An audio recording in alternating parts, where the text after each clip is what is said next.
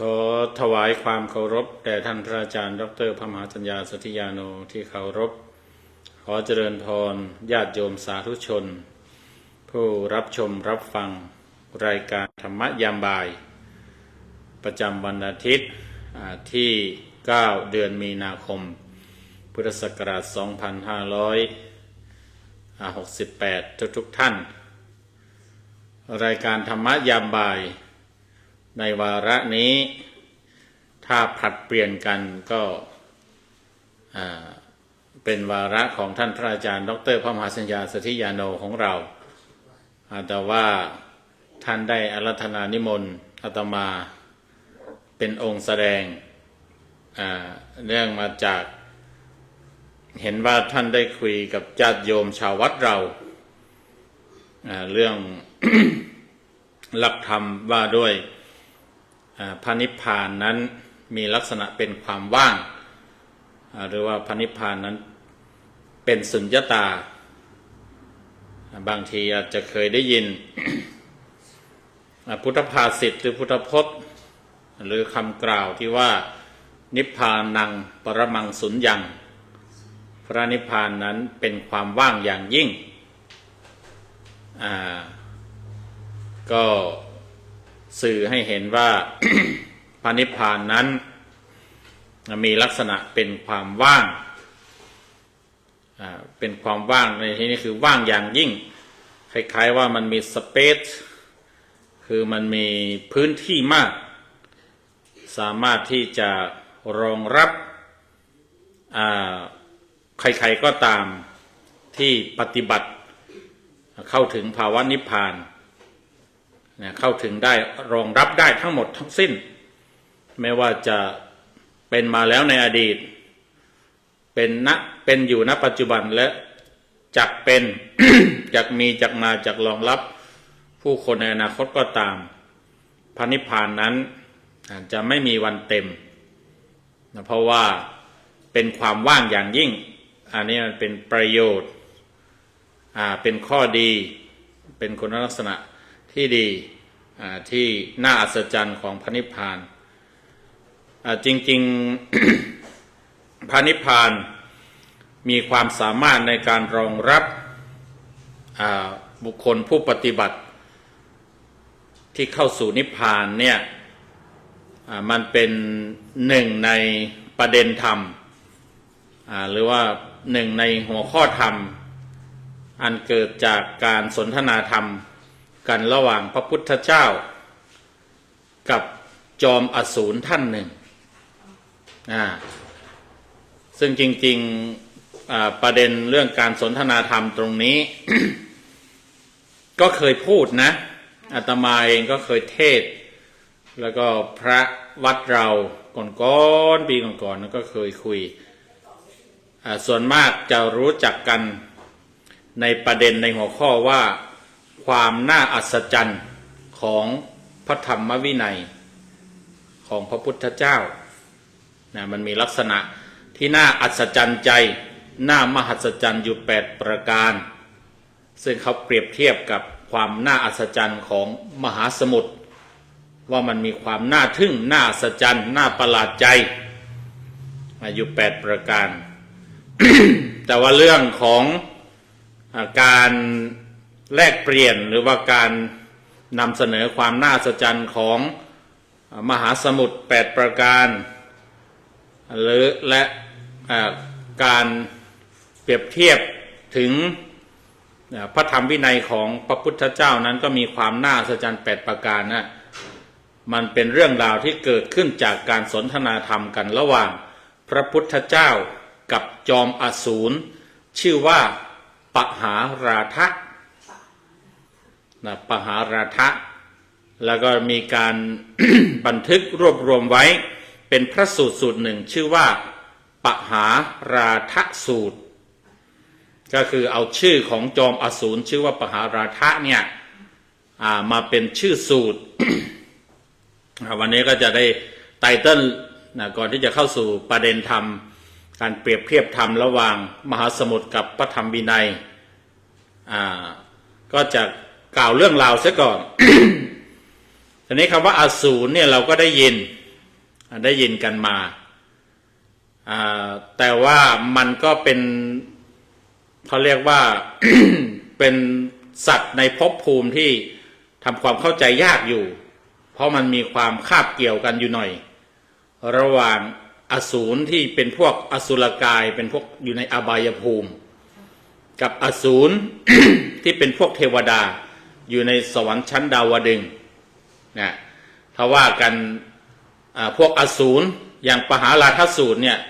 ปหาราทอสูรเนี่ยท่านเป็นหัวหน้าอสูรเรียกว่าเป็นจอมเป็นพระราชาของอสูรหรือเป็นหัวหน้าอสูรซึ่งเป็นเทวดาพวกหนึ่งอยู่ในสวรรค์ชั้นดาวดึงส์ถ้าตามเรื่องราวที่เราเคยฟังสวรรค์ชั้นดาวดึงส์นั้นเป็นสวรรค์ที่พูดถึง เทวดา33ท่านที่ไปบังเกิดขึ้นในที่นั้นเทวดา33ท่านนั้นก็เป็นกลุ่มพวกพ้องของท้าวสักกะมาคะมานพท้าวสักกะในสมัยเป็นคนในโลกมนุษย์ชื่อว่ามะคะหรือว่ามาคะก็ได้หรือว่ามะคะก็ได้เขาก็มีเพื่อนรวมกันแล้วใน33ท่านชอบทำความดีชอบทำบุญทำกุศลแล้วก็เลยเฉพาะอย่างยิ่งก็คือมีวัตตบท7ประการอันนี้จะต้อง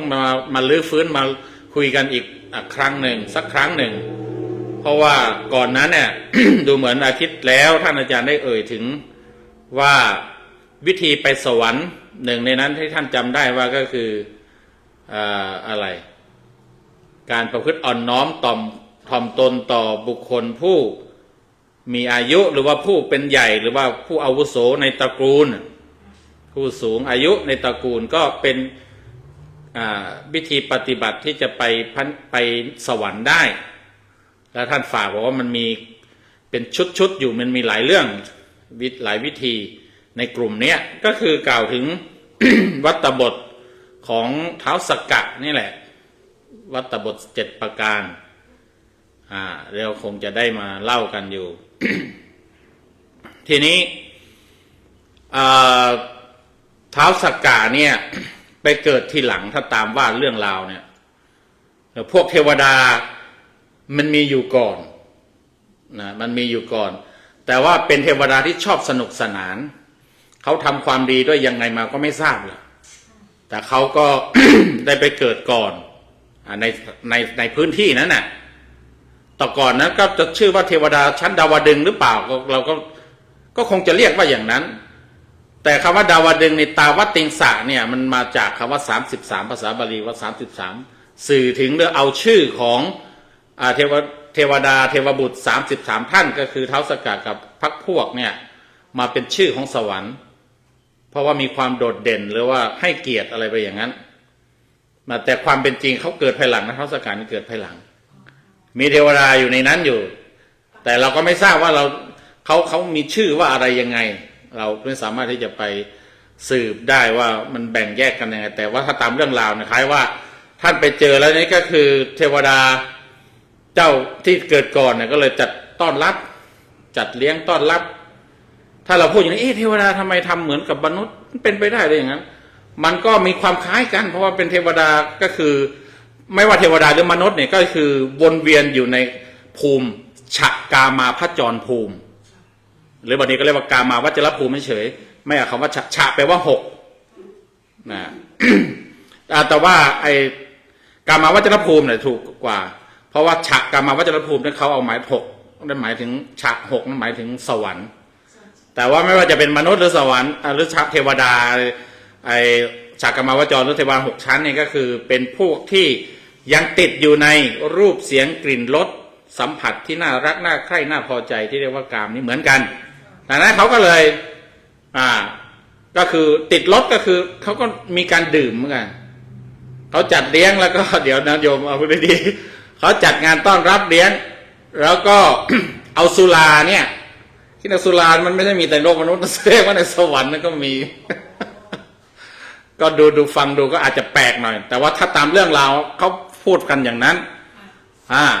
ทีนี้ท้าวสักกะเนี่ยท่านเป็นคนไม่ดื่มพรรคพวกกลุ่มนี้เขาไม่ดื่มเขาไม่กินไม่เที่ยวไม่อะไรเอาแต่ทำความดีอย่างเดียวเขาก็ไม่กิน นะฮะก็เหมือนคนเรามนุษย์เนี่ยมนุษย์ก็ถือว่าเกิดเป็นสุขติอย่างหนึ่งเกิดมาดีอย่างหนึ่งมันก็มีนักดื่มเหมือนกันมีคนไม่ใช่นักดื่มเหมือนกันใช่ไหมฮะถ้าคนชอบดื่มก็ดื่มไปคนไม่ดื่มก็ไม่ดื่มเทวดาพวกนี้ก็เหมือนกันอันนี้ท้าวสักกะก็เลยว่าไม่ได้เรื่องแล้วอุตส่าห์มาเป็นเทวดากลุ่มพวกนี้ยังมาติดเหล้าติดเบียร์อะไรอยู่ท่านไม่กินท่านก็เลยรอให้พวกนั้นหลอกให้พวกนั้นกินอย่างเดียวกินจนเมาแล้วพวกท่านก็เลยจัดการย้ายเขาบอกว่าโยนเลยถ้าคำตอนเดิมเขาบอกโยนจับโยนไปที่อื่นเลยจับโยนไปที่อื่นแต่ว่าพวกนั้นเขามีบุญอยู่ไปที่อื่นมันก็จะต้องมีที่รองรับที่ให้เขาอยู่ที่วิมานเนี่ยอะไรให้เขาอยู่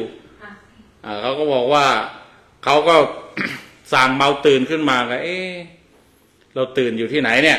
ก็นึกว่าตัวเองนั้นอยู่สวรรค์เขาก็ไม่ได้คิดอะไรถ้าตามเหตุการณ์เขาว่าจนดอกไม้ประจำสวรรค์มันมีดอกอะไรที่มันต่างกันอยู่กับที่ของท้าวสักกะของท้าวสักกะน่าจะเป็นดอกปริฉัตรดอกอะไรของพวกอสูรนี่อยู่นะเขาจึงมารู้ว่านี่มันไม่ใช่ที่เดิมที่เราอยู่เนี่ยเขาเลยโกรธกันเขาก็เลยอสูรกับเทวดาก็เลยทำสงครามกันอยู่เรื่อยอันนี้พวกอสูรแต่อาตมาไม่ได้มาพูดถึงเรื่องอสูรทั้งหมดแต่ว่ากล่าวถึงว่า หนึ่งในบรรดาหัวหน้าอสูรเนี่ยมันก็เนี่ยท่านปหาราทอสูรเนี่ยไปเรียกเขาว่าอสูรเนี่ยอย่าจริงๆแล้วมันก็ไม่ใช่ว่าเป็นคำน่าเกลียดเป็นคำที่ร้ายแรงเสียหายนะถ้าตามเรื่องราวเนี่ยคือกลุ่มเทวดาที่กลายมาเป็นอสูรเนี่ยที่เรียกว่าตัวเป็นอสูรเนี่ยเพราะว่าตัวเองเนี่ยก็อย่างที่บอกนะเมาจัดงานเลี้ยงเมาแล้วก็ถูกเขาจับย้ายที่เนี่ยแล้วตื่นขึ้นมารับรู้หรือเขาบอกเพราะว่าเรากินเหล้าศูนย์ก็คือสุรานะมาจากสุรานะเพราะว่าเรากินเหล้าเมาไม้นี่เองเราจึงถูกเขาเอาเปรียบเราจึงแย่ถูกเขาจับโยนทิ้งตอนไหนเราไม่รู้เรื่องเลยต่อไปเราจะไม่กินอีกแล้วนะครับว่าต่อไปเราจะไม่กินสุราอีกแล้วนี่แปลว่าไม่สุราคือไม่กินไม่ดื่มไม่เกี่ยวข้องกับสุราแล้วก็เรียกเรากลุ่มพวกนี้ว่าเป็นพวกอสูรจริงๆไม่ใช่คำเลวร้ายแต่ว่าบางทีมันไปพร้อมกับพวกอสุรกายที่เป็นพวกปีศาจพวกผีพวกอะไรที่อยู่ในอบายภูมิที่หน้าตาน่ากลัวน่าเกลียดไม่อยากจะโชว์เนื้อโชว์ตัวไม่อยากจะปรากฏตัวหวาดหวั่นหวาดกลัวอะไรต่างๆเหล่านั้นสภาพที่เป็นอยู่ก็มีความทุกข์ทรมานมีความหวาดหวั่นแล้วตัวเองก็สภาพน่าเกลียดก็ไม่อยากจะปรากฏตัวก็เลยเป็นพวกอสุรกายพวกไม่กล้าพวกหวาดวิตกไม่กล้าปรากฏตัวใครโชคดีหรือโชคร้ายก็ไม่รู้จะเห็นบ้างนะก็เห็นแปลกๆมันก็เป็นคำคล้ายๆกันแต่ว่าจริงๆพวกอสูรที่เป็นเทวดาเนี่ยก็มีนะแล้วก็เป็นพวกเทวดาแม้ว่าชื่อเป็นอย่างนั้น แต่ว่ามันก็ไม่ได้เลวร้ายอะไร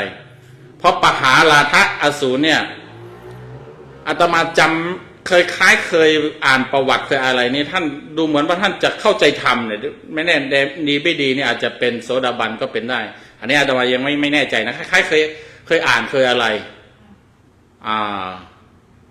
ในคราวที่โดยเฉพาะอย่างยิ่งก็คือในคราวที่พระพุทธเจ้า เขาเรียกว่าแสดงธรรมคราวหนึ่งที่ปรากฏในมหาสมัยสูตรเป็นการชุมนุมใหญ่ของเหล่าเทวดาในสากลจักรวาลเนี่ยมาชุมนุมกันเพื่อที่จะมาเข้าเฝ้ามาดูพระพุทธเจ้าพร้อมกับพระญาติของพระพุทธเจ้าที่บวชอุทิศหรือว่าบวชบูชาพระพุทธเจ้า500ฝั่งโกริยะ500ฝั่งสากยะ500แล้วก็เกิดอัศจรรย์ก็คือแม้ว่าบวชบูชาเนี่ยบางคนบวชด้วยความสมัครใจบางคนไม่ได้บวชด้วยความสมัครใจแต่กระนั้นก็ตามพระพุทธเจ้าก็ใช้อุบายสอนจนเป็นพระอรหันต์ทั้งหมดแล้วมันมีความน่าอัศจรรย์ก็คือพระพุทธเจ้าพร้อมทั้งเหล่าบรรดาสาวกที่เป็นกษัตริย์เชื้อสายกษัตริย์500รอบร้อมอยู่แล้วนี้พวกเทวดาก็เลยเกิดความน่าอัศจรรย์ว่าอยากเห็นภาพที่พระพุทธเจ้าอยู่กับพระญาติที่เป็นกษัตริย์ทั้งหมดเป็นพระอรหันต์ทั้งหมดมีจอมพระอรหันต์ของพระพุทธเจ้าก็เลยมาประชุมกันเลยเกิดเรื่องราวของเป็นมหาสมัยสูตรเขาว่ากันว่าพวกอสูรพวกมหาราทสูรท่านก็ไปเข้าเฝ้าด้วยแล้วก็ได้ฟังธรรมแล้วก็ถ้าจำไม่ผิดนะเนี่ยดูเหมือนท่านจะได้บรรลุธรรมอะไรด้วยอสูรเนี่ยมันมีหัวหน้าอยู่3ท่าน นะหัวหน้าอยู่3ท่านก็คือ1ปหาราทสูตรปหาราทอสูรนี้ที่องค์ที่เป็นเรื่องเป็นที่มาของปหาราทสูตรเนี่ย2เวปจิตติอสูรจอมอสูร3ราหูนี่พระราหูอะไรที่เราเนี่ยก็เป็นอสูรเป็นจอมอสูรเหมือนกันนะเป็นเทวดาแต่ว่าเป็นเทวดาตระกูลอสูร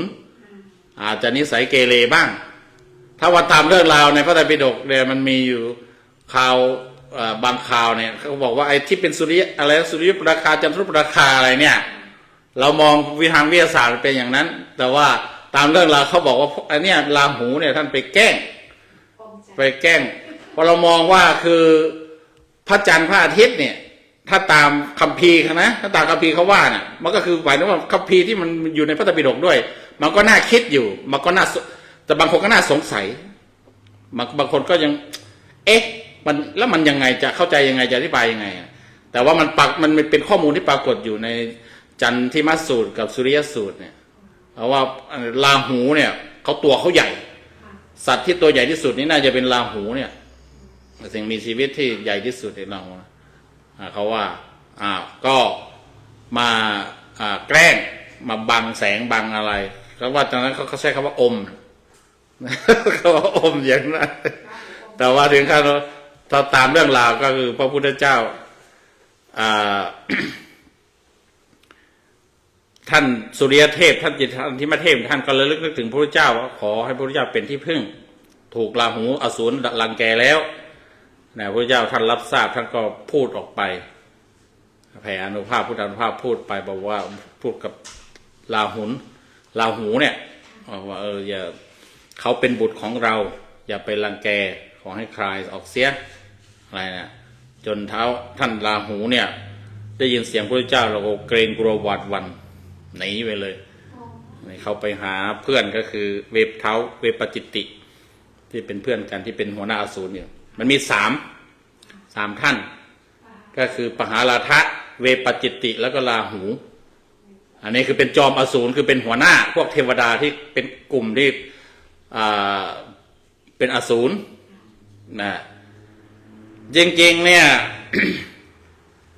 ภรรยาของท้าวสักกะภรรยาของพระอินทร์คือนางสุชาดาเนี่ยเป็นลูกของอสูรจอมอสูรเวปจิตตินะ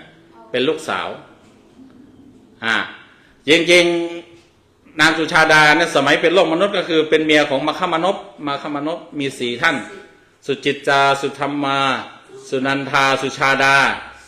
แต่ว่านางสุชาดาเนี่ยไม่ทำบุญอันนี้เราค่อยๆว่ากันแล้วกันอย่างนี้มันจะยาวไหม อันนี้คือพูดถึงว่าเรื่องราวว่าการที่บทสนทนาที่ว่าพระธรรมวินัยมีความน่าอัศจรรย์ใจ8ประการเหมือนกับมหาสมุทรมีความน่าอัศจรรย์ใจ8ประการเนี่ยมันเป็นเรื่องราวที่เกิดขึ้นจากการสนทนาธรรมกันระหว่างปหาราทะอสูรกับพระพุทธเจ้าคือปหาราทะอสูรนี่คิดไว้นานแล้วตั้งแต่รู้ข่าวว่าพระพุทธเจ้าตรัสรู้ก็คิดอยู่ว่า จะไปเข้าเฝ้าพระพุทธเจ้าแต่ก็ผัดวันประกันพรุ่งเพราะว่าตามเรื่องราวเขาบอกผัดวันประกันพรุ่งไปเรื่อยๆเดี๋ยวก็มีนั่นมีนี่หรือว่าลืมไปบ้างอะไรไปบ้างล่วงเลยไปเป็นเวลา12 ปีแล้วก็เลยพอนึกได้ทีนี้ก็เลยไปเข้าเฝ้าพระพุทธเจ้าก็กล่าวว่าจะไปถามปัญหาเนี่ยไปถามปัญหาธรรมะเนี่ยแต่ว่าเมื่อเข้าไปหาพระพุทธเจ้าแล้วถวายบังคมแล้วเนี่ยก็ด้วยความเคารพพระพุทธเจ้าก็ไม่กล้าเขาใช้คำว่าด้วยความเคารพพระพุทธเจ้าเราก็ไม่กล้าถามไม่กล้าพูดอยากถามอยู่แต่ว่าไม่กล้าถามมีเหมือนกันนะเราอยากถามแต่ว่าจะบอกว่าอายจะว่าเกรงกลัวหรือว่าเกรงใจอะไรก็มีใช่ไหมฮะเรานะแต่โยมพุทธดีนี่กล้าถามแล้วเมื่อกี้นี่อาตมาบอกว่าเดี๋ยวก่อนนี่จะเป็นจุดไหนนะยอมเทวดานอนหรือเปล่าคะอาบน้ำแบบอันนี้อาตมาไม่ทราบอาตมาไม่ทราบก็มันก็มีความเป็นไปได้แหละเพราะว่าเขาก็พักผ่อนเขามีลูกมีเมียด้วยเขาก็คงจะมีกินอาหารมาเขาดื่มสุราก็กระแสว่าเขากินข้าวกินปลากินน้ำปานะอะไรอยู่นี่เขาอยู่ในมิติอื่นในภพภูมิอื่น ก็เป็นอาหารทิพย์แต่เขาก็เป็นอาหารเหมือนกันความทิพย์นั้นหมายถึงว่ามันเป็นของอร่อย ไม่ใช่ว่าไม่มีอะไรเลย ไม่ต้องปรุง อาจจะมีบางชั้นบางอะไรที่ว่านึกอยากกินก็อิ่มขึ้นมามันก็มีเนรมิตอะไรอิ่มมันได้คล้ายๆจะได้ยินอยู่ ชั้นสูงๆพวกชั้นนิมมานารตีปรนิมิตตวัสวัตตีพวกนี้ สรุปแล้วทั้งหมดมีกี่ มันมี6 ชั้นสวรรค์เนี่ยอ่า แล้วพระอินทร์ ชั้นที่7นี่คือมนุษย์โลกมนุษย์เนี่ยเป็นสวรรค์มันจึงได้ชื่อว่าเป็นสุคติเป็นสวรรค์ชั้นหนึ่งเหมือนกันนะ แล้วพระอินทร์อยู่ชั้นไหนคะ พระอินทร์นี่อยู่ชั้นที่2เองอยู่ชั้นดาวดึงส์ แล้วชั้นสี่อะคะ ชั้น4ชั้นดุสิต แล้วพระอินทร์มีกี่คนเนี่ย พระอินทร์นี่หลักๆในนั้นก็คือแค่4ตั้งแต่สมัยคือยกขยงไปตั้งแต่สมัยเป็นมนุษย์เนี่ย อ๋อ เกิดด้วยบุญเว้นแต่นางสุชาดา ชั้นไหนดีที่สุด นิพพานดีที่สุด ไม่ใช่มีทั้งหมด6 ชั้นไหนดีที่สุดเนี่ยมันก็พูดยากนะถ้าพูดถึงว่าพระโพธิสัตว์อยู่ชั้นไหนเนี่ยเขาบอกว่าพระโพธิสัตว์อยู่สวรรค์ชั้นดุสิตชั้นที่4ชั้นดุสิตนะแต่ทีนี้มันมีพยามารนะพวกมารเทวดาหลายๆกว่าอสูรนี่ก็มีพวกมารนี่มีหัวหน้าอยู่ที่ชั้นที่สูงสุดเลยคือปรนิมิตตวัสวัตตีหัวหน้าเทวดาชั้นนี้นี่เป็นพยามารก็เข้าใจยากอยู่ว่ามันจะคืออะไร ชั้นนั้นเขาเป็นคนที่เขาได้เป็นถึงขนาดอนาคามีอยู่ไม่ใช่เหรอ ไม่อนาคามีนั้นเป็นพวกพระพรหมที่สูงกว่าเทวดา6 ชั้นนี่คือพวกพรหมพรหมโลก เทวดาที่นับเนื่องในหมู่พรหมหรือว่าเทวดาที่เป็นพวกพรหมก็มีอย่างที่คุยที่ข่าวก่อนๆนะว่ามันมีอยู่20 ชั้นน่ะสูงกว่าเทวดาเทวโลก6 ชั้นนี่มันมีพรหมโลกคือพวกพรหมอีก20 ชั้นชั้นสูงสุดถ้าเอาในแง่ของโลกุตละเป็นแง่ของคุณธรรมเนี่ยชั้นสูงสุดก็คืออากานิทกพรหมพรหมชั้นสุทธาวาสชั้นสูงสุดชั้นที่5มี5 ชั้นอวิหาอัตตปาสุทัสสาสุทัสสีอากานิทกะแต่ถ้าพูดถึงในแง่ของอายุไขน่ะพรหมโลกชั้นเนวสัญญานาสัญญายตนะพรหมเนี่ยเป็นชั้นที่มีอายุสูงที่สุดกลุ่มอะไรบางทีเขาก็จะใช้คำว่าอย่างที่เคยพูดไปว่าเขาใช้คำว่าภวคพรหมคือเป็นพวกภวคพรหมคือพรหมที่เป็นยอดแห่งภพภูมิแห่งการมีการเป็นนั้นๆทีนี้ก็ไปจำแนกถ้าหากว่าในแง่ของการนับโดยเอาความเป็นอริยะมาจับเนี่ยก็พระอนาคามีพวกพรหมชั้นสุทธาวาสอาการนิทกพรหมเนี่ยเป็นชั้นสูงสุดเป็นภวคพรหมสูงสุดเป็นยอดแห่งพรหมระดับแบบโลกุตละถ้าขั้นโลกิยะแม้ว่าเป็นพรหมสูงสุดเนวสัญญานาสัญญายตนะพรหมเนี่ยก็ยังเป็นปุถุชนอยู่นะยังไม่ได้เป็นอริยบุคคลเลยเหมือนอาจารย์อาราลบทอุทกาดาบทเนี่ยอุทกาดาบทนี่ท่านเป็นพรหมชั้นสูงสุดเป็นพรหมเนวสัญญานาสัญญายตนะพรหมเพราะว่าท่านได้สมาบัติชั้นที่8นี่อาราลดาบทนี่ได้แค่7 ชั้นพระพุทธเจ้าไปเรียนกับอุทกดาบทอีกเป็นชั้นที่8นะท่านเนี่ยถือได้ว่าอดีตอาจารย์พระพุทธเจ้าก็คืออุทกดาบทเนี่ยเป็นพรหมภวคพรหมในแง่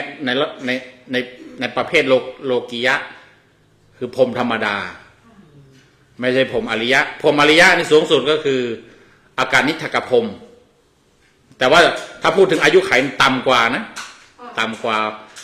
เนวสัญญานาสัญญายตนะพรหมนะ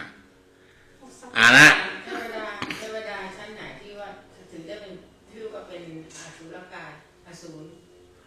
เทวดาอสุรกายนี่ถ้าตามเรื่องราวนี่คืออยู่ในชั้นเทวดาชั้นที่2คือชั้นดาวดึงส์นะคือเป็นคู่ต่อกรกับท้าวสักกะก็คือพระอินทร์คือเป็นจอมแห่งเทวดาแต่คำว่าจอมเทวดานี้คือจอมเทวดาในชั้นของท่านเพราะว่าในชั้นต่างๆก็จะมีหัวหน้าเทวดาในชั้นนั้นๆอยู่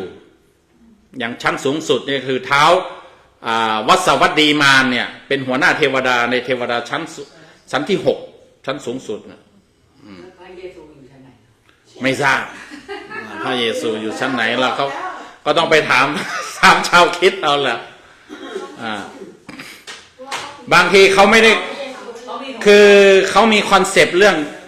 องไงสวรรค์เนี่ยไม่เหมือนเราของเรามีรายละเอียด แบ่งเป็นชั้นๆแบบนั้นอย่างนี้แต่ของนั้นเขาบอกว่าเป็นสวรรค์อย่างเดียวเป็นเฮเว่นอย่างเดียวเขาสามารถมา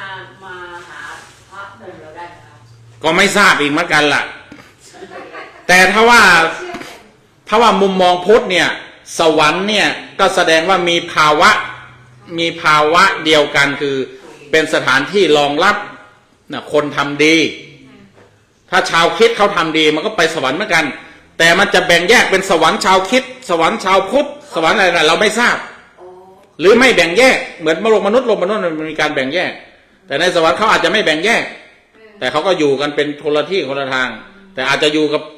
ร่วมชั้นเดียวกันหรือว่าสูงกว่าเราต่ำกว่าเราก็ไม่ทราบคุยกันได้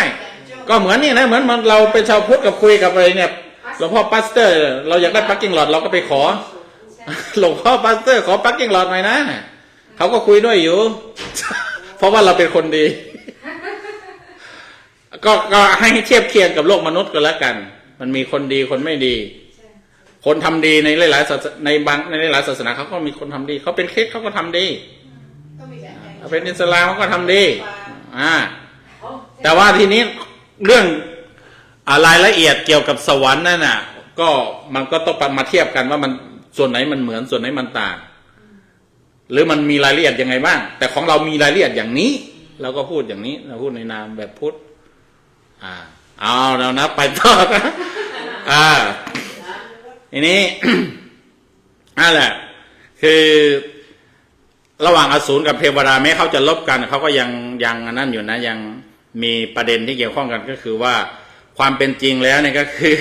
ท้าวสักกะเนี่ยเป็นลูกเขยของอสูรถ้าว่าตามศัพท์เป็นไหมถ้าว่าตามนับถือกันตามยศตามอะไรแบบศักดิ์อะไรต่างๆเพราะว่าไปแต่งงานกับลูกสาวเขานางสุชาดาไปเกิดจับพัดจับผูอีท่าไหนทำบุญจากนกกระยางไปแล้วไปเกิดเป็นมนุษย์ก่อนไปเป็นมนุษย์รักษาศีล 5แล้วก็จึงมาเกิดเป็นลูกสาวอสูรเบปจิตติเนี่ยท้าวสักกะก็เลยไปลวงเอามาเมียเราเนี่ยเราไปตามเอาดีกว่าไปปลอมตัวเดี๋ยวจะเล่าเรื่องเต็มให้ฟังแล้วมันสนุกอยู่เหมือนกันจริงๆคล้ายๆเนี่ยเป็นที่มาของเรื่องรามเกียรติ์รามเกียรติ์นางสีดานางอะไรจริงๆนางสีดาเราจะมาจากนางสุชาดานี่ก็ได้เพราะว่าอสูรเทวดาไปแย่งลูกสาวเขาอันนั้นให้พูดกันว่าอสูรที่เป็นหัวหน้าเนี่ยมันมีอยู่3ท่านเวปจิตติที่เป็นพ่อตาของท้าวสักกะเนี่ย แล้วก็ปหาราทะที่เราจะคุยวันนี้แล้วก็ราหูอสูรบางคนไปบูชาราหูบูชาอสูรบอกเห็นว่าเป็นตัวใหญ่ อิทธิพลก็ว่ากันไปแต่ว่าอสูรบางท่านก็ยังว่านะเป็นคนชอบธรรมะนะอาจจะเป็นบรรลุเป็นอริยบุคคลก็ได้อย่างปหาราทะเนี่ยเดี๋ยวไปหาดูว่าท่านได้บรรลุธรรมไหมต้องค่อยมายืนยันอีกทีแต่ว่าท่านมาสนใจแน่นอนนับถือพระพุทธเจ้าเป็นสรณะก็จึงได้มาสนทนาธรรมไงทีนี้ถ้าหากปหาราทะเนี่ยมาเจอพระพุทธเจ้าแล้วเนี่ยก็รู้สึกอายหรือว่ารู้สึกเกรงใจพระพุทธเจ้าแต่เขาใช้คำว่าด้วยความเคารพในพระเจ้าก็เลยไม่กล้าถามไม่กล้ารบกวนพระเจ้าพระเจ้ารู้ก็เลยชวนคุยก่อนชวนคุยเราบอกว่าท่านปหาราทะพระพุทธเจ้าก็รู้เป็นอสูรพระพุทธเจ้าก็บอกว่าพวกอสูรเนี่ย มันเขาชอบอะไรเกี่ยวกับมหาสมุทรเขาเห็นความดีเขาเห็นข้อดีเขาเห็นความน่าอัศจรรย์ใจอะไรในมหาสมุทรจึงอภิรมย์หมายถึงว่าจึงชอบอยู่จึงยินดีจึงพอใจจึงชื่นชมมหาสมุทรแสดงว่ามหาสมุทรเนี่ยเป็นที่อยู่ของพวกอสูรจริงๆมหาสมุทรเนี่ยมันถ้าในคำตอบของท่านปหาราทะเนี่ยมันยังมีพวกอสูรพวกนาคพวกคนทันพวกเนี้ยอยู่ในอสูรอยู่ในมหาสมุทรแล้วพระไพมณีกับมหานางยักษ์มีจริงป่ะเดี๋ยวจะไปถามนอกเรื่องเดี๋ยวมันจะยาวยักษ์บางพวกเขาก็เนี่ยอาจจะเป็นอยู่ในสมุทรไม่ก็มีหลายพวกอยู่ในมหาสมุทรนะก็ พระเจ้าก็ชวนคุยแล้วพระเจ้าถามนะบอกว่าพวกอสูรเนี่ย เห็นความน่าอัศจรรย์อะไรในมหาสมุทรจึงนิยมชมชอบจึงชอบอยู่ในมหาสมุทรหรือว่าไปเที่ยวมหาสมุทรก็ตามหรือไปเล่นมหาสมุทรเล่นน้ำในมหาสมุทรอะไรก็ตามหรือว่าท่านอยู่อาศัยนะที่นั่นก็ตามเนี่ยดังนั้นท่านปหาราธอสูรเนี่ยก็จึงบอกว่า ความน่าอัศจรรย์ของมหาสมุทรที่มันมีอยู่8ประการความน่าอัศจรรย์ข้อดีหรือว่าข้อพิเศษจึงทำให้พวกอสูรนี่พอใจชอบมหาสมุทรหนึ่งก็คือมหาสมุทรเนี่ยมีความลุ่มลึกไปโดยลำดับไม่โกรกชันเหมือนเหวมหาสมุทรนี่คือมันลึกมันตื้นมันลึกเนี่ยลงไปเรื่อยๆเป็นลำดับไปมันไม่โกรกชันเหมือนหน้าผาเหมือนไม่ลึกดิ่งลงไปเลยอันนี้มันน่าอัศจรรย์อย่างหนึ่งก็คือมันจากตื้นลาดลงไปหาที่ลึกที่อะไรอันนี้ประการแรกนะประการที่สองมหาสมุทรเนี่ยมีน้ำเต็มฝั่งเต็มเปี่ยมอยู่เสมอมหาสมุทรนั้นไม่เคยพร่องนะไม่เคยพร่องไม่เคยลดไม่เคยเพิ่มจริงๆเพิ่มนี่มันมีความเป็นไปได้ในแง่หนึ่งเพิ่มเนี่ยใช่ไหมน้ำแข็งเราลงละลายโลกร้อนนี่เขาบอกว่าน้ำทะเลหนุนขึ้นมาแต่โดยลักษณะทั่วไปเอาเขาว่าทั่วไปเนี่ยก็คือเขาโดยทั่วไปถ้าไม่พูดถึงว่ามีโลกร้อนน้ำแข็งละลายนะก็คือมันก็อยู่อย่างนั้นของมันน่ะแม่น้ำจะมากี่สายมารวมกันฝนจะตกกี่ปีกี่หากี่อะไรมันก็อยู่อย่างนั้นนะอันนี้มันน่าอัศจรรย์นะมาจากไหนคะฮะมหาสมุทรน้ำมาจากไหนก็น้ำก็มาจากฝนมาจากเมฆฝนก็ทำให้เกิดน้ำแล้วก็หลากเป็นห้วยหนองคลองบึงแล้วก็มหาสมุทรมันก็มาจากแม่น้ำเนี่ยมาจากแม่น้ำมาจากคลองมาจากฝนอะไรต่างๆอย่างแอตแลนติกนะคะแอตแลนติกใช่ก็คือมันเชื่อมกันแต่ว่าคนไปแยกชื่อมุมนี้ชื่อว่าแอตแลนติกมุมโน้นชื่อว่าแปซิฟิกแต่จริงคือมันเป็นมหาสมุทรที่เชื่อมกันเป็นใหญ่เลยนะแต่ว่าเอานะเดี๋ยวอันที่สองนะก็คือว่ามหาสมุทรนี่เต็มฝั่งไม่ล้นฝั่งเต็มฝั่งไม่ล้นฝั่งอยู่อย่างนั้นนะสามมหาสมุทรเนี่ยไม่เกลื่อนกลด้วยซากศพคือว่าไม่เต็มไปด้วยของสกปรกของสกปรกนี่ขยะแล้วก็ตามเนี่ยเดี๋ยวคลื่นก็จะพาซัดขึ้นขอบฝั่งหรือว่าชายฝั่งเขาไม่เก็บไว้ในมหาสมุทรนะแม้จะไปทิ้งที่ไหนเดี๋ยวนะก็มหาสมุทรมันมีคลื่นของเขาเนี่ยคลื่นของมหาสมุทรก็จะซัดขึ้นสู่ฝั่งนะขจัดออกไปนะอันนี้สามใช่ไหมสี่ช่วยนับเลยนะสี่แม่น้ำทั้งหลายแม่น้ำใหญ่ๆเช่นแม่น้ำคงคายมุนาอจิรวดีสารภูมหีแม่น้ำใดๆก็ตามเนี่ยเมื่อไหลรวมไปหามหาสมุทรแล้วเนี่ยเขาจะละหรือว่าสละชื่อเสียงเรียงนามต่างๆกลายมามีชื่อเดียวคือเป็นมหาสมุทรน้ำไม่ว่าจะมาจากที่ไหนนะอาจจะมีชื่อว่ามาจากแม่น้ำคงคามาจากแม่น้ำอจิรวดีมาจากเจ้าพระยามาจากนั่นนี่แต่ว่าพอไปรวมกันเป็นผืนใหญ่เราเรียกชื่อเดียวมีชื่อเดียวเรียกว่ามหาสมุทรนะอันนี้สี่ใช่ไหมสี่ใช่ไหมนะห้า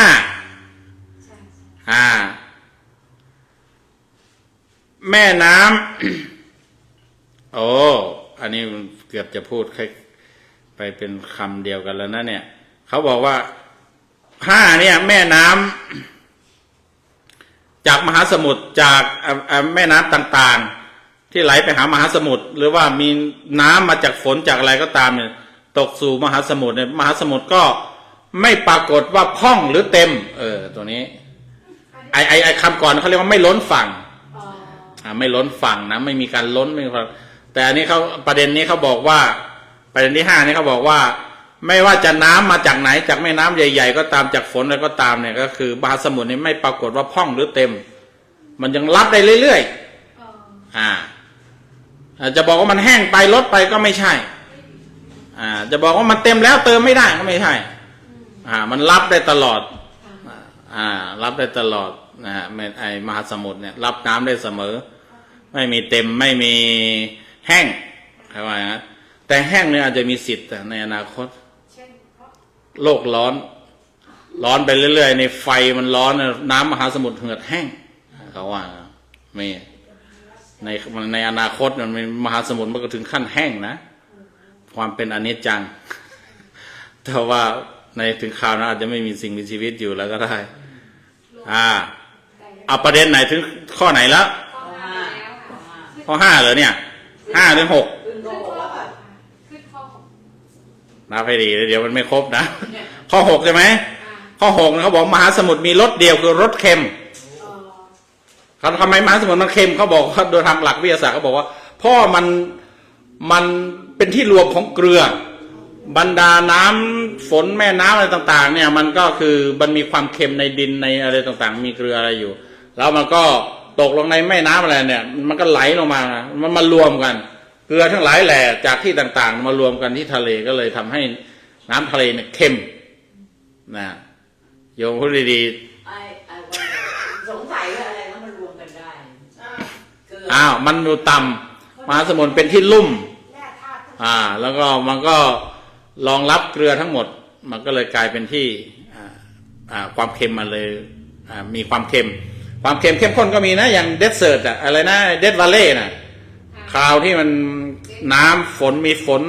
ซ้ออะไรมาน้ำมันมาขังอยู่ตรงนั้นเนี่ยเอาความเค็มมาขังจนมันแห้งแล้วดูสิเป็นเกลือไปเลยเกลือขึ้นเลยใช่ใช่ แสดงว่าความเค็มลบ อะไรลบไม่ได้ 6แล้วใช่ไหม7ทีเนี้ย7นั้น มหาสมุทรเนี่ยเขาบอกว่ามีรัตนะมากมายก็คือมีของมีค่ารัตนะแปลว่าแก้วของมีค่ามากมายนี่ใครอยากได้แก้วแหวนเงินทองเยอะๆนี่ไปหาในมหาสมุทรเนี่ยเพราะว่าได้เลยเขาบอกว่ามีรัตนะมากมายคือแก้วมุกดาแก้วมณีแก้วไพฑูรย์สังศิลาแก้วประพานเงินทองทับทิมมรกตมีอยู่ในมหาสมุทร ถ้าเจอใช่ไหมคะ ใช่ถ้าเจอใครจะติดเรือโลก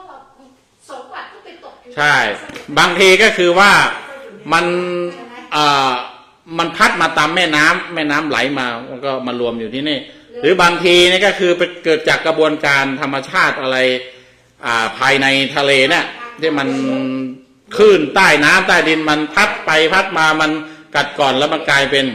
ก้อนหินก้อนอะไรเดี๋ยวมันมีของมีค่าต่างๆบางทีก็เกิดจากไอ้พวกมนุษย์มนาอะไรเล่นเรืออะไรไป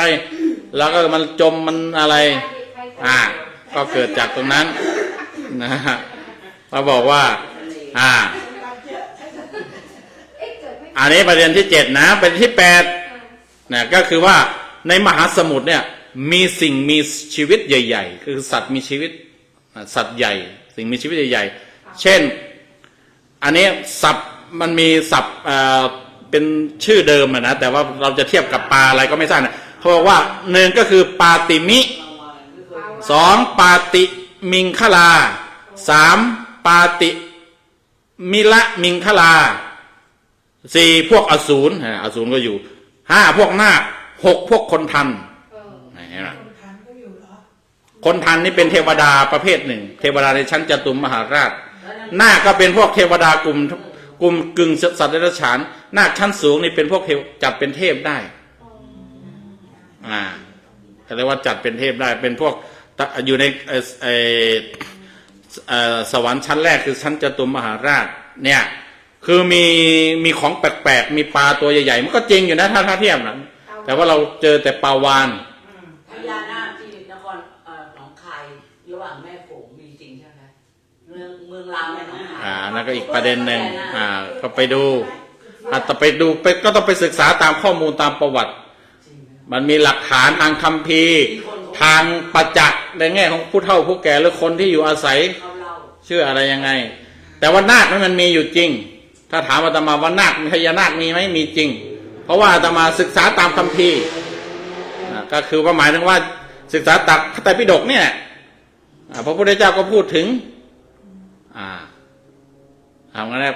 พระพุทธเจ้าพระชาติหนึ่งคือเกิดเป็นพญานาคภูริทัตตชาดกเคยเกิดเป็นพญานาคบำเพ็ญศีลบารมีหรือเปล่าน่ะเราก็ต้องบอกที่คือบางทีเราสงสัยหรือเราไม่รู้เราไปปฏิเสธว่าไม่ใช่อันนี้มันผิดพลาดนะข้อผิดพลาดของเราคือความรู้เรายังน้อยนิดเราก็บอกว่าอาศัยอัตโนมัติไปตัดสินซะก็ทำให้เรานะอาจจะเห็นผิดไปได้ เป็นมิจฉาทิฏฐิได้นะต้องดู ต้องดูหลักฐานข้อมูลนะเนี่ยข้อที่8เขาบอกว่าในมหาสมุทรเนี่ยมีสัตว์ใหญ่ๆสิ่งมีชีวิตใหญ่ๆก็คือพวกปลาต่างๆเนี่ยแล้วก็พวกสิ่งมีชีวิตกลุ่มอื่นที่นับถือว่าเป็นพวกใหญ่ก็คือพวกอสูรพวกนาคพวกคนทันคนทันนี่ถ้าว่าตามนะเขาบอกเป็นกลุ่มคนที่ชอบสนุกสนานชอบเล่นดนตรีชอบดีดพิณปัญจสิกขเทพบุตรเนี่ยเป็นคนทันคือแบบว่าเชี่ยวชาญเล่นพิณเขาบางกลุ่มก็อยู่ในนี้แต่ยังบางกลุ่มเขาบางทีเขาอยู่ในป่าในต้นไม้ก็มีอยู่ในอากาศก็มีอยู่ในวิมานก็มีมันมีหลากหลายแม้กระทั่งพญานาคเนี่ยอยู่บนผิวน้ำอยู่บนใต้น้ำอยู่บนวิมานก็มีอยู่ในถ้ำก็มีอยู่ในภูเขาก็มีมันมีหลากหลายเราจะไปบอกว่าพญานาคเขาต้องอยู่ในน้ำไม่เสมอไปต้องดูที่ระดับของแต่ละของท่านระดับต่ำสุดที่เราพอสื่อสารได้ก็คือพวกงูนี่ก็จัดเป็นพวกบริวารพญานาคอย่างที่อาตมาเคยบอกว่ามีพญานาคตนหนึ่งมาบอกพระพุทธเจ้าบอกว่าอย่าให้พระกินงูนะถ้าไม่งั้นนี่พวกงูนะมันเป็นพวกบริวารพวกลูกน้องพวกอะไรจัดกลุ่มในกลุ่มพญานาคแล้วก็ถ้าเป็นพวกลูกน้องของพญานาคที่ไม่เลื่อมใสในพุทธศาสนาเนี่ยเขาจะทำร้ายเอาเขาจะกัดเขาจะขบเอาในพระวินัยมันมีห้ามฉันเนื้องูเนี่ยมันมาจากเนี่ยมาจากพญานาคเลยไปบอก แต่ว่าจริงๆส่วนหนึ่งก็คือมันเกิดตามเรื่องราวที่ท่านห้ามฉันก็คือข้าวย่างหมากแพงคนก็หาอะไรก็กินกันไว้ก่อนกินกันตายไว้ก่อนก็คือจับงูมากินจับพญานาคมากินบริวารพญานาคมากินแล้วก็ทำบุญก็ถวายให้พระด้วยพระก็จะเป็นต้องกินแต่ที่เทวดาเนี่ยไอ้พญานาคที่ท่านรู้เรื่องรู้ราวท่านก็เลยมาบอกว่าพระพุทธเจ้าบอกว่าบอกพระนะบอกว่าไม่ต้องรับก็ไม่ฉันอย่าให้ฉันเพราะว่าเดี๋ยวพวกนี้เขามีกลิ่นมีอะไรเขารู้ได้ว่าทำร้ายพวกบริวารเราพวกเราเดี๋ยวเขาจะทำร้ายคืนแล้วถ้าพระไม่ฉันอาหารทุกที่พวกไม่บาปใช่ไหมคะท่านถ้าพระไม่ฉันสมมติก็ไม่บาปก็คือ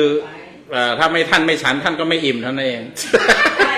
มี100 อย่างท่านฉันไม่ถึง100 อย่างใช่ไปฉันให้หมดได้ยังไงก็ถือว่ารับแล้วท่านฉันอะไรได้ท่านก็เท่าที่ท่านฉันได้เราก็ได้ถวายแล้วบุญเราก็สำเร็จตรงนั้นแล้วบางคนก็ไปเพราะเราไปคาดหวังบอกว่าถ้าพระไม่ฉันเราก็คงจะไม่ได้คือมันได้ตอนที่ว่าเราให้นะเราทำการให้เราการสละไปแล้วเราให้ไปแล้วนั้นเราได้แล้วเพราะว่าการให้ว่าจริงๆเนี่ยถ้าโยมอยากจะหวังชาติหน้าจะได้มีข้าวผัดกินหรือว่าต้มกินหรือก๋วยเตี๋ยวกินเนี่ยอันนี้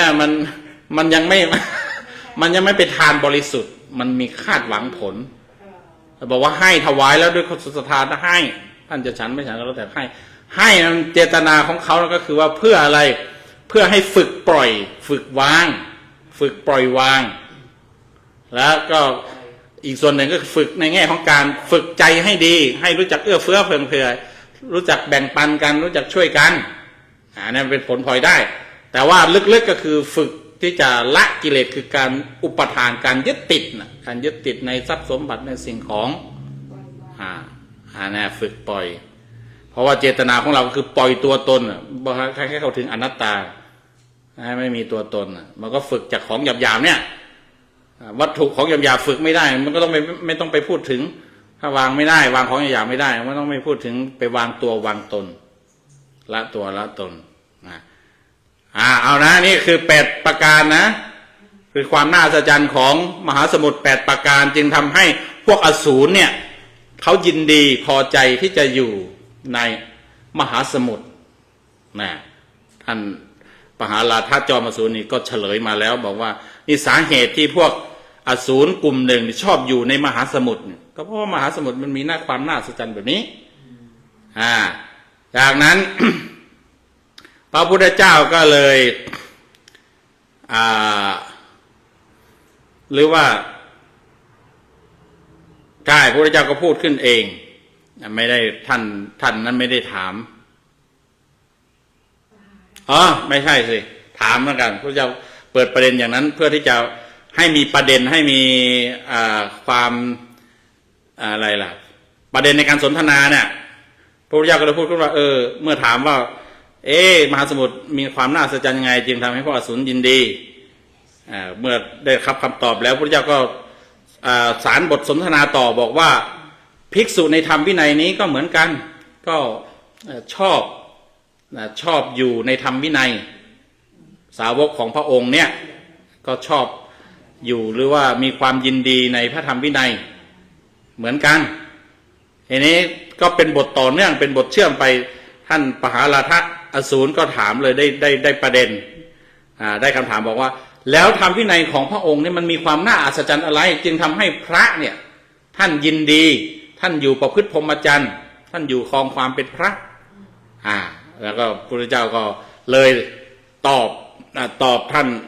ปหาราธอสูรบอกว่ามหาสมุทรมีความราชพระธรรมวินัยของพระองค์ก็มีความน่าอัศจรรย์เหมือนกันจึงทำให้พระนั้นพอใจยินดีมันก็คล้ายๆกันกับพระพุทธเจ้าก็คือจริงๆเขาบอกว่าพระพุทธเจ้าสามารถแจกแจงความน่าอัศจรรย์ของพระธรรมวินัยนี้ได้เป็นจำนวน10เป็นจำนวน100จำนวนพันนัยยะนะในประเด็นแต่ว่าก็เอาเพียงแค่ว่าท่านอสูรนี่ได้พูดถึงข้อดีข้อน่าอัศจรรย์ของมหาสมุทรมา8ข้อก็เอายกมาแค่8ข้อกันแล้วกันแล้วก็โดยการก็คือเอาสิ่งที่เขารู้อยู่แล้วเข้าใจอยู่แล้วเนี่ยมาเปรียบเทียบมาเป็นอุปมาพระพุทธเจ้าก็บอกว่าพระวินัยของพระองค์ก็มีความน่าอัศจรรย์8ประการเหมือนกันโดยเทียบเคียงเหมือนกับความน่าอัศจรรย์ของมหาสมุทรมีความราบรุ่มไปโดยลำดับไม่ลึกเป็นโกรกเป็นเหวเป็นอะไรหุบเหวไปชั้นใดพระธรรมวินัยก็ชั้นนั้นมีการศึกษาไปโดยลำดับมีการกระทำไปโดยลำดับมีการปฏิบัติไปโดยลำดับก็คือธรรมวินัยของพระพุทธเจ้าเนี่ยก็คือมันมีตั้งแต่ขั้นง่ายๆแล้วขั้นกลางแล้วก็ขั้นยากหรือว่าขั้นต่ำขั้นกลางขั้นสูงเนี่ยมันก็จะต้องมีการศึกษามีการปฏิบัติมีการเรียนรู้มีการเข้าใจมีการบรรลุตั้งแต่ขั้นต้นขั้นกลางขั้นปลายไปสูงไปอย่างนั้นมันก็เหมือนกับมหาสมุทรตรงนี้ท่านบอกว่าเนี่ยมันจะต้องมีการศึกษากระทำและปฏิบัติไปโดยลำดับไม่พระพุทธเจ้าใช้คำว่าไม่ใช่ว่าจะมีการบรรลุอรหันตผลโดยตรงนี่ก็แสดงว่าเป็นการบรรลุธรรมแม้จะยิงอยู่ว่าฟังธรรมแล้วบรรลุอรหันต์ได้บทสรุปบรรลุอรหันต์แต่จริงๆแล้วในระหว่างนั้นท่านก็มีความเข้าใจถึงขั้นโสดาบันสกทาคามีอนาคามีแล้วก็จนถึงอรหันต์ไปด้วยเพราะว่ามันเนี่ยมันเป็นความน่าสนใจของพระธรรมวินัยก็คือมันมีความลุ่มลึกไปโดยลำดับแต่บางคนที่บอกว่าบางคนนี่ไปฟังเหมือนเขาเป็นพระอรหันต์เลยก็อันนั้นมันเป็นการรวบลัดเอาทีเดียวแต่ว่าจริงๆในการเข้าใจมันก็ส่วนหนึ่งคนฟังนั้นมีฐานแต่ว่าฐานในการความคุ้นเคยอะไรต่างๆพอมาฟังอะไรจริงที่เป็นปัจจุบันฟิงเหลืออีกสักส่วนหนึ่งก็มีความเข้าใจทั้งหมดตั้งแต่ต้นกลางแล้วก็ปลายรวบลัดรวบยอดเสียทีเดียวแต่ไม่ได้หมายถึงว่าฟังอะไรทำอะไรแล้วก็ปฏิบัติแล้วบรรลุอรหันต์ไปเลยโดยที่ไม่มีการบรรลุขั้นต้นก็คือโสดาบันสกทาคามีอนาคามีไม่ใช่อันนี้ความน่าอัศจรรย์ประการแรกประการที่สองพระเจ้าบอกว่ามหาสมุทรเนี่ยไม่ล้นฝั่งเสมอฝั่งไม่ล้นฝั่งไม่มีการล้น มีการเพิ่มอะไรนั้นน่ะมันก็เป็นการน้ำขึ้นน้ำตามเหตุปัจจัยมันก็อีกกรณีหนึ่งแต่ว่ากรณีที่จะให้อยู่ๆแล้วก็มหาสมุทรล้นมาเหมือนแม่น้ำหรือมันลำคลองอะไรที่มันมีฝนมีน้ำอะไรมาเติมแล้วท่วมไหลอาบ่าเป็นไม่เป็นอย่างนั้นทันทีทันใดไม่เป็นอย่างนั้นอันนี้เขาเปรียบเทียบเขาบอกว่าเหมือนกับพระธรรมวินัยเหมือนกันก็คือพระภิกษุนี่ไม่ล่วงละเมิดสิกขาบทที่พระองค์บัญญัติแล้วไม่ล่วงพระวินัยอันนี้ท่านก็คงจะหมายถึงว่าโดยธรรมชาติของพระที่ดีลูกศิษย์ที่ดีนะพระแท้พระดีเนี่ยท่านถือศีลท่านสมาทานสิกขาบทท่านถือวินัยอะไรก็ไม่ล่วงละเมิดเหมือนมหาสมุทรเนี่ยมันไม่ล้นฝั่งก็คือพระภิกษุที่อยู่ในธรรมวินัยของพระพุทธเจ้าเนี่ยท่านก็ไม่กล้าล่วงละเมิดไม่กล้าเขาเรียกว่าอะไรออกนอกกรอบล้นกรอบล้นอะไรออกไปจากนอกศีลนอกธรรมของพระองค์นอกธรรมวินัยของพระองค์ประการที่สองประการที่สามมหาสมุทรนี่ไม่เก็บซากศพไว้ขึ้นซัดขึ้นฝั่งหมดเช่นเดียวกันกับพระธรรมวินัยของพระพุทธเจ้าคือไม่เก็บพระไม่ดีไม่เก็บพระชั่วถ้าพระเป็นพระไม่ดีพระทุศีลพระทำอะไรไม่ดีไม่งามความผิดหรือบาปกรรมหรือการกระทำของท่านเนี่ยมันจะฟ้องท่านมันจะกำจัดท่านเองจะทำลายท่านเองอย่างเช่นว่าใครพระอย่างที่รู้ๆกันจะไม่สมมติว่าพระไปเกี่ยวข้องกับศรีกาสักวันใดวันหนึ่งเรื่องมันก็แดงขึ้นมาแล้วก็ท่านก็อยู่ไม่ได้โยมจับได้บ้างหรือไม่เป็นอะไร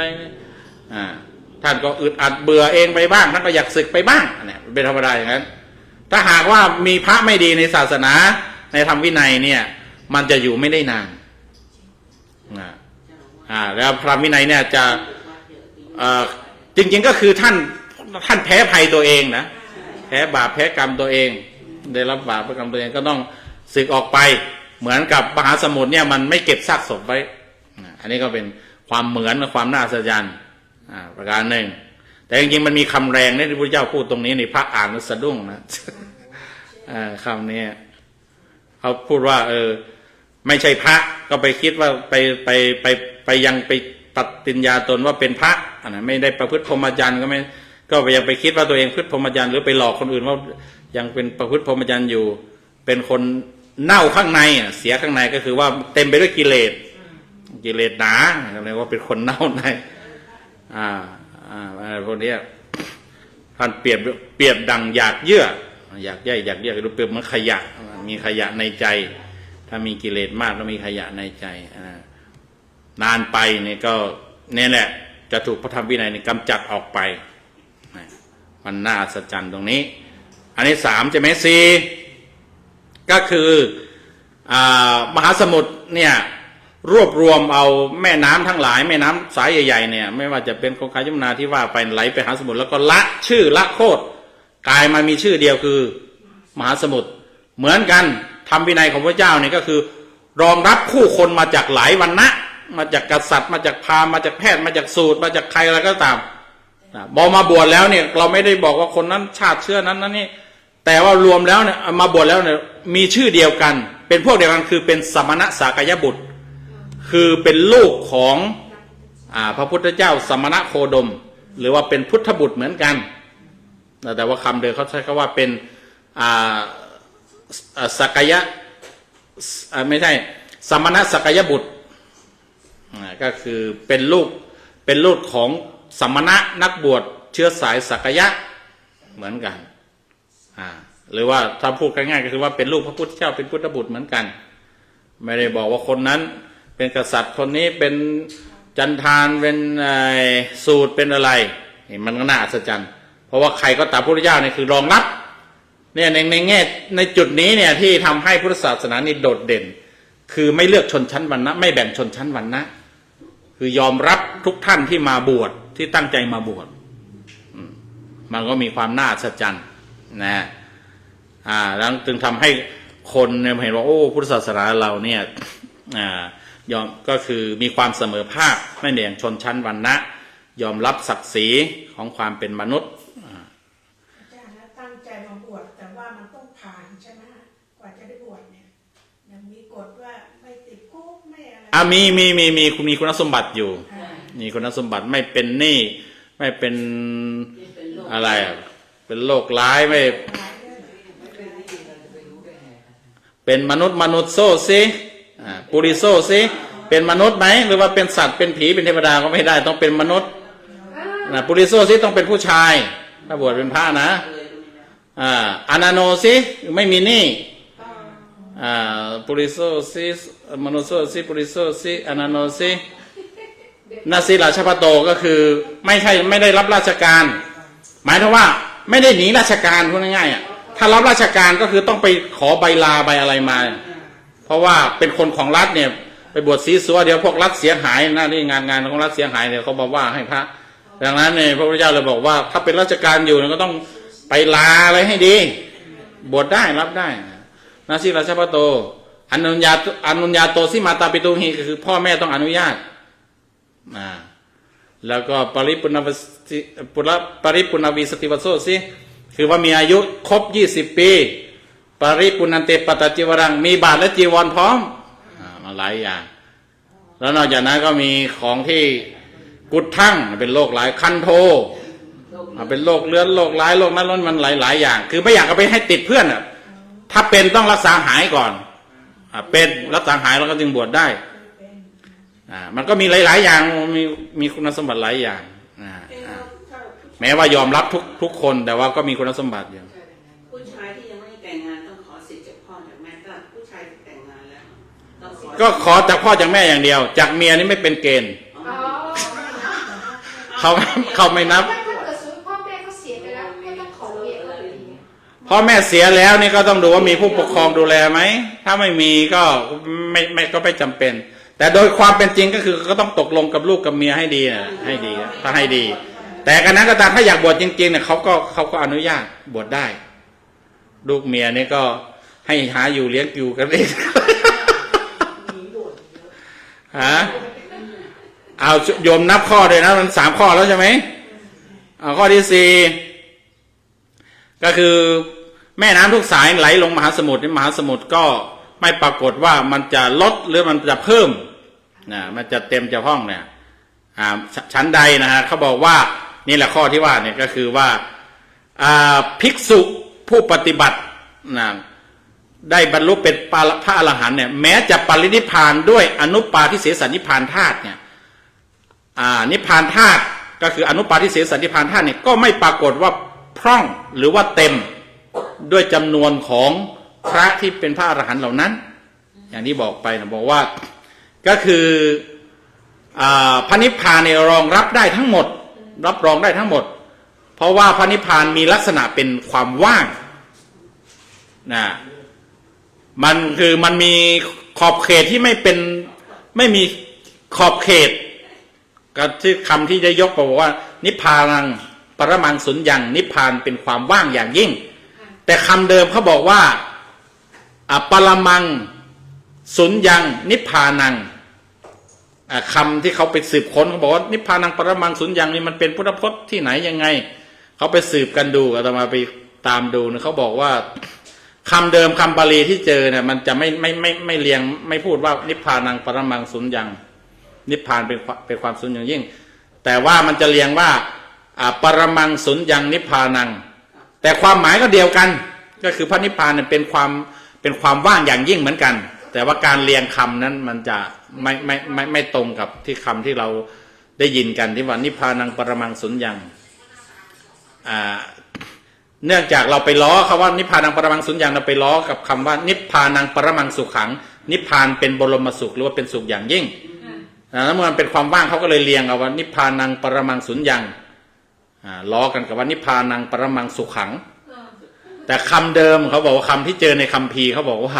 ปรมังสุญญังนิพพานังก็แต่ว่าความหมายเดียวกันก็คือแปลว่านิพพานเนี่ยเป็นความว่างอย่างยิ่งก็คือ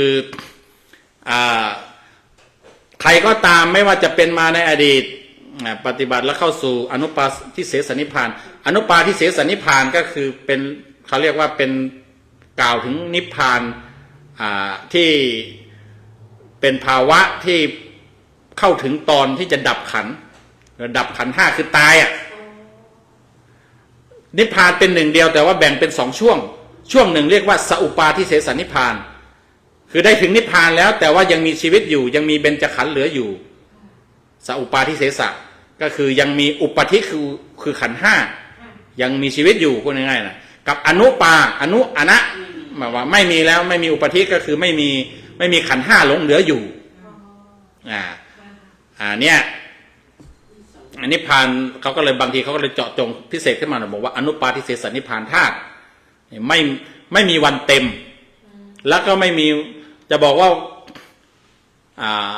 ว่างหรือว่าที่ใช้คำว่าทะเลมันไม่พ่องไม่เต็มมันก็เป็นอยู่อย่างนั้นของมันนิพพานธาตุก็เหมือนกันก็คือว่าจะบอกว่าว่างเปล่าโดยไม่มีใครก็ไม่ใช่หรือมีใครมาอยู่แล้วมันจะเต็มก็ไม่ใช่อาจจะอธิบายว่ายังไงจะเข้าใจยังไงเข้าใจนะไม่งงนะโยมนะหมายถึงว่ามีเป็นสภาวะที่ไม่มีอยู่เป็นอยู่แล้วก็เป็นลักษณะอย่างหนึ่งมองได้อย่างหนึ่งว่าเป็นความว่างอย่างยิ่งรองรับได้เสมอไม่เต็มเหมือนมหาสมุทรเนี่ยมันมีพื้นที่ที่สามารถรองรับน้ำได้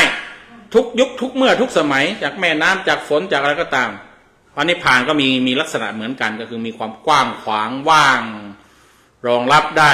เต็มที่จะว่างเปล่าไม่มีอะไรก็ไม่ใช่แต่ว่ามันเป็นว่างแต่พร้อมที่จะรองรับผู้ที่เข้าถึงแต่เราบอกแสดงรองรับผู้เข้าถึงแสดงว่าผู้เข้าเนี่ยมีอยู่ในนั้นเลยก็ไม่ใช่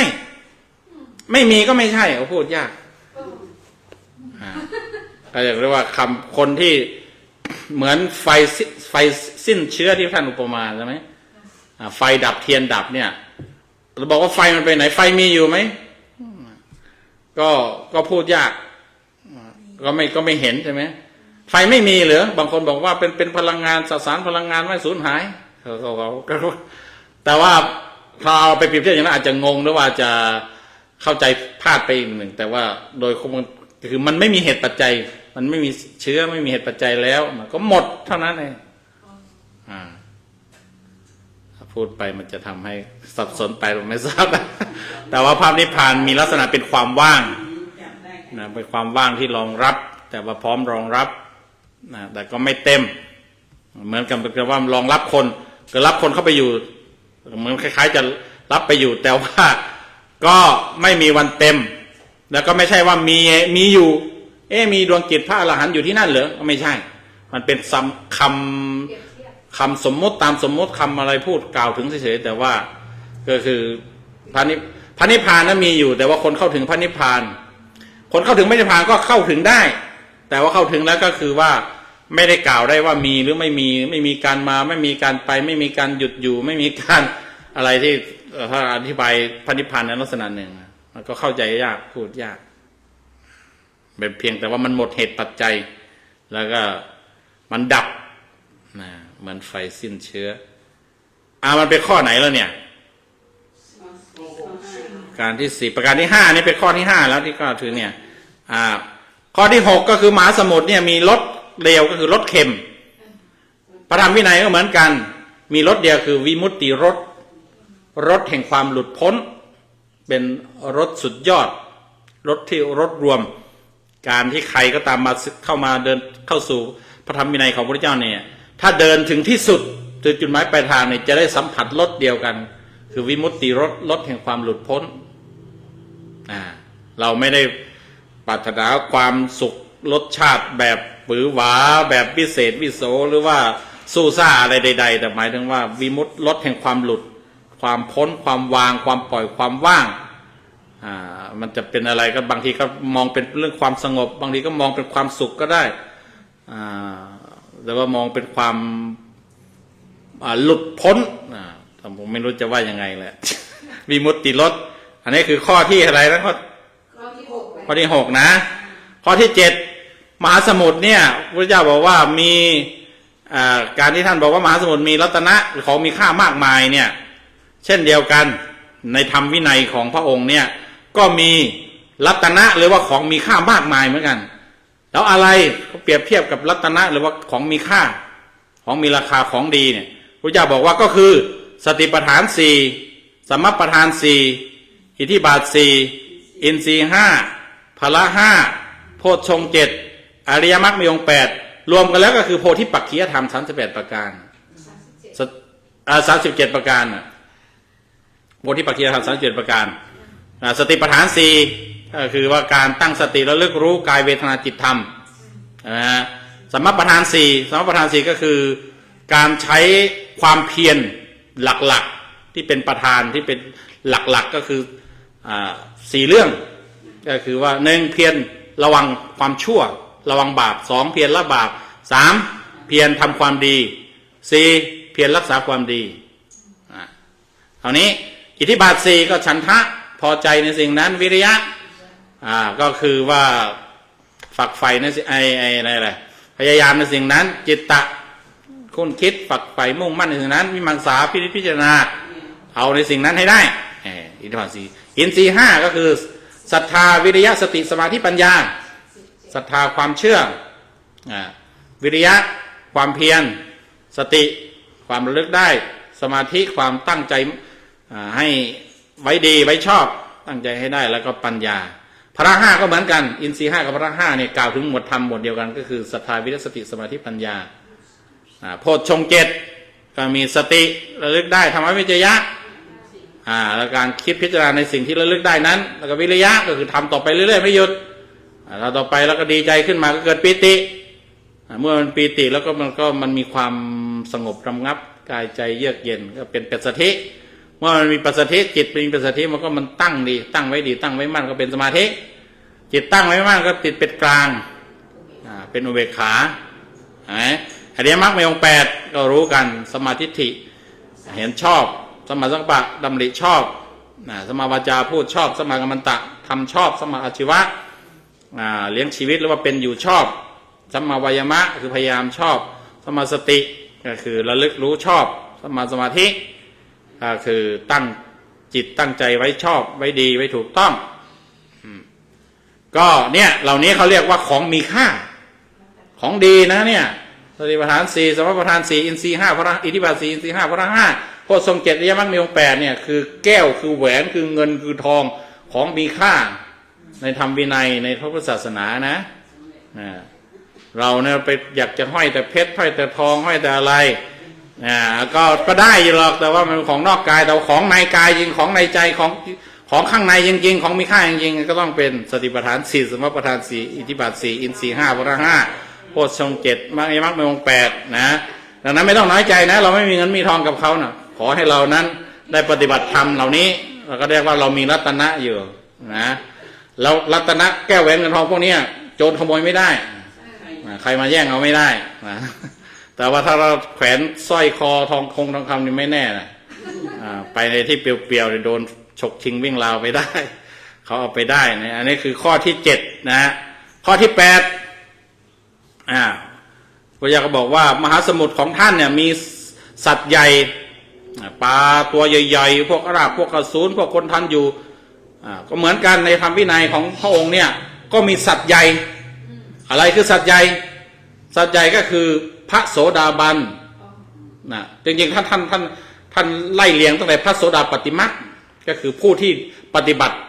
ที่จะไปเป็นพระโสดาบันเนี่ยก็เรียกว่าพระโสดาปฏิมักก็เรียกเขาจัดเป็นสัตว์ใหญ่พระโสดาปฏิผลพูดอันที่2 3พระสกทามิมรรค4พระสกทามิผล5พระอนาคามิมรรค6พระอนาคามิผล7พระอรหันตมรรค8พระอรหันตผลก็คือบุรุษ8พวกเนี่ยที่เราพูดก็บอกว่าอริยสาวกได้แก่อะไร4คู่8บุรุษที่ว่าเราพูดสวดกันเนี่ยนี่แหละคือสัตว์ใหญ่คือผู้ยิ่งใหญ่ของแท้อาจจะเป็นประธานาธิบดีเป็นนายกเป็นอะไรนั่นนี่ยังไม่ยิ่งใหญ่พอยังไม่ใช่สัตว์ใหญ่ผู้ยิ่งใหญ่ของจริงก็คือว่าผู้ที่ปฏิบัติตรงทางที่จะเป็นพระโสดาบันแล้วก็เลื่อนขึ้นไปพระคามีอนาคามีอรหันต์พวกเนี้ยเนี่ยคือสัตว์ใหญ่สิ่งมีชีวิตที่ยิ่งใหญ่อันเนี้ยธรรมวินัยของพระองค์นั้นมีสัตว์ใหญ่เหล่านี้แล้วพระพุทธเจ้าเคยพูดไว้ว่านอกจากธรรมวินัยของพระองค์ที่มีอริยมรรคมีองค์8เนี่ยธรรมวินัยอื่นหรือว่าศาสนาอื่นไม่มีสัตว์ใหญ่บางทีเขาเรียกว่าไม่มีสมณะ4ศาสนาอื่นไม่มีสมณะ4คือไม่มีโสดาบันสกทาคามีอนาคามีอรหันต์ มีแต่ในธรรมวินัยนี้นั่นคือในเป็นพุทธศาสนาเพราะอะไรเพราะพุทธศาสนามีอริยมรรคมีองค์ 8อริยมรรคมีองค์ 8อริยมรรคมีองค์ 8นั้นเป็นทางในการที่จะเป็นผู้ใหญ่ในระดับขั้นต่างๆนั้นพระองค์จึงยืนยันว่าในธรรมวินัยของพระองค์นั้นมีสัตว์ใหญ่มีสมณะสี่ก็หมายถึงพระอริยบุคคลนั่นเองอันนี้พระองค์ก็บอกว่าเนี่ยคือความน่าอัศจรรย์ของพระธรรมวินัยมันมีความวิเศษวิโสน่าอัศจรรย์ใจอย่างนี้น่ายินดีพอใจอย่างนี้จึงทำให้พระเนี่ยอยู่ได้แต่พระไม่อยู่ก็มี อันนั้นก็ว่ากันไปนะแต่ถ้าพูดถึงการบวชด้วยศรัทธาการบวชเพื่อมุ่งพระนิพพานเพื่อบรรลุมรรคผลเนี่ยท่านจะเนี่ยยินดีพอใจในธรรมวินัยเพราะมันมีความน่าอัศจรรย์ใจดังที่พระเจ้าได้พูดมาอันนี้เราเป็นชาวพุทธเราได้มาศึกษาเรียนรู้เช่นนี้แล้วเราก็ขอให้มีความยินดีพอใจในพระธรรมคำสอนขององค์สมเด็จพระสัมมาสัมพุทธเจ้าในนามที่เรียกว่าพระธรรมวินัยนะถ้าทุกท่านได้มีความยินดีพอใจในธรรมวินัยขององค์สมเด็จพระสัมมาสัมพุทธเจ้าแล้วก็ขอได้มีการประพฤติปฏิบัติไปโดยลำดับแล้วก็ให้บรรลุมรรคผลไปโดยลำดับเป็นสัตว์ใหญ่ด้วยกันทุกท่านทุกคนเชิญ สา